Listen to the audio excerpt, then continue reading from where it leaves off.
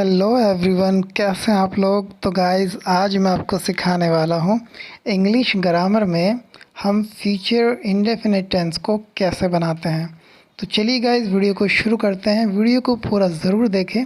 आगे बढ़ने से पहले चैनल को सब्सक्राइब कर लें, उसके बराबर में बेल आइकन होगा उसको प्रेस कर लें ताकि आने वाली वीडियोज़ आपको टाइम पर मिलती रहे। तो चलिए गाइस, शुरू करते हैं। कॉपी पेन लेकर बैठ जाइए, सब कुछ नोट करते रहें ताकि बाद में आपको रिवीजन करने में आसानी हो। तो चलिए देखते हैं फ्यूचर इंडेफिनिट टेंस को कैसे बनाते हैं। सबसे पहले गाइस हम देख लेते हैं फ्यूचर इंडेफिनिट टेंस की पहचान क्या होती है। फ्यूचर इंडेफिनिट टेंस को पहचानने के लिए हम देख सकते हैं हिंदी में इन वाक्यों के अंत में गा, गे, गी आदि शब्द आते हैं।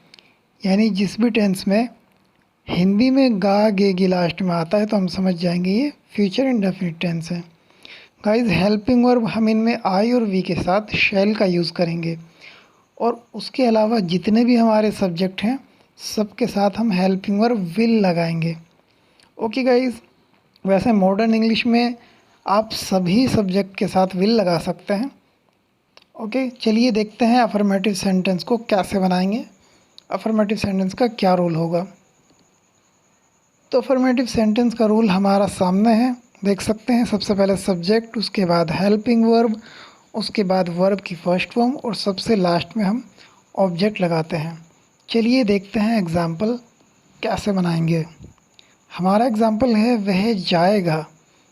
सबसे पहले गाइस रूल हमारे सामने है, सब्जेक्ट लगाएंगे, वह को बोलते हैं ही। उसके बाद हेल्पिंग वर्ब लगाएंगे विल, क्योंकि आई और वी नहीं है सब्जेक्ट हमारा। उसके बाद लगाएंगे वर्ब गो।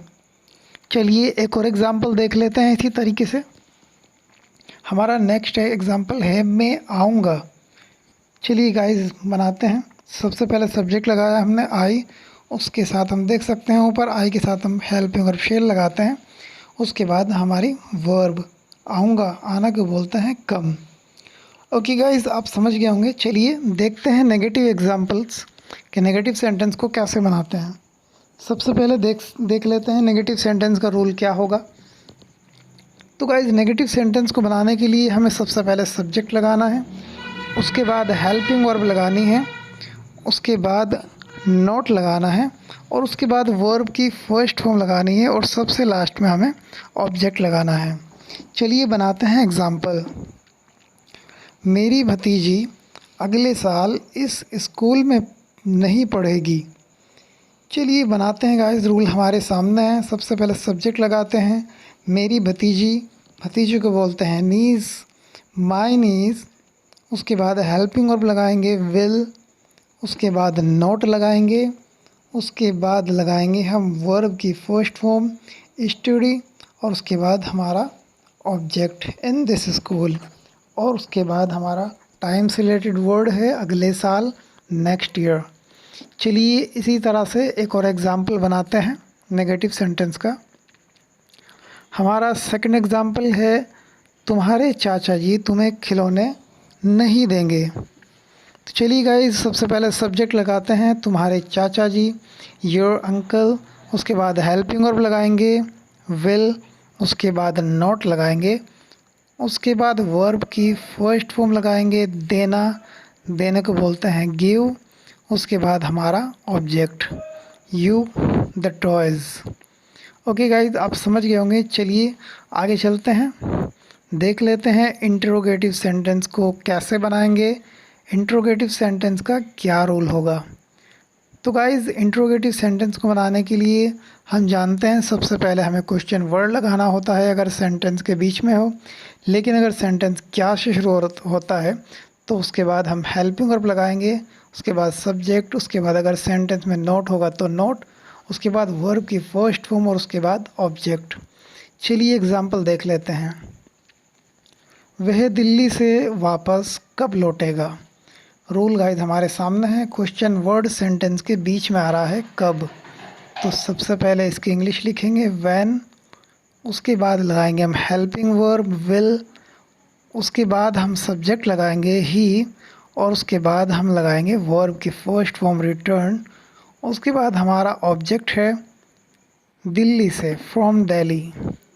ओके गाइस, आप समझ गए होंगे। चलिए देख लेते हैं इंट्रोगेटिव सेंटेंस का एक और एग्जांपल।